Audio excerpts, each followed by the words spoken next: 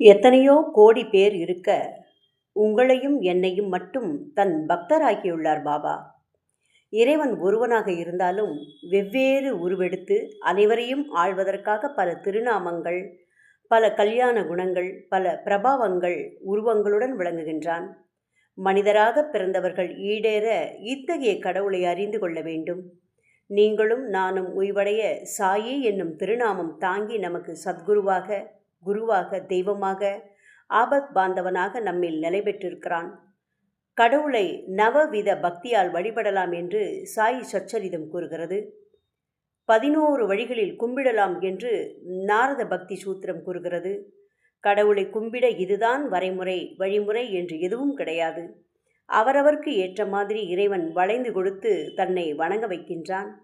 நாம் எப்படி சாயியை வணங்கலாம் என்றால், அவர் குணத்தை எப்பொழுதும் போற்றுவது, அவரது உருவை எப்போதும் தியானிப்பது, தவறாமல் அவருக்கு பூஜை செய்வது, அவர் நாமத்தை இடைவிடாது உச்சரிப்பது, அவருக்காக சேவை செய்வது, அவரை நண்பராக பாவித்து நட்பு கொள்வது, தான் அவர் வசமாகி அவரை தன் வயப்படுத்துவது, அவரை பிரிந்திருப்பதை துயரமாக கருதுவது, உருவச்சிலையில் பார்த்தோ அவன் திருநாமத்தை கேட்டோ உணர்ச்சி பெருக்கால் கண்ணீர் வடிப்பது, அவரை ஒரு குழந்தை போல நேசிப்பது, இறைவனிடம் தன்னை முழுமையாக ஒப்படைப்பது, மேற்கண்ட 11 அம்சங்களில் ஏதேனும் ஒரு வழியில் அவரை வழிபட்டாலும் போதும், அவர் மீது பூரண பக்தி பிறக்கும். நீங்கள் நினைத்ததும் நடக்கும்.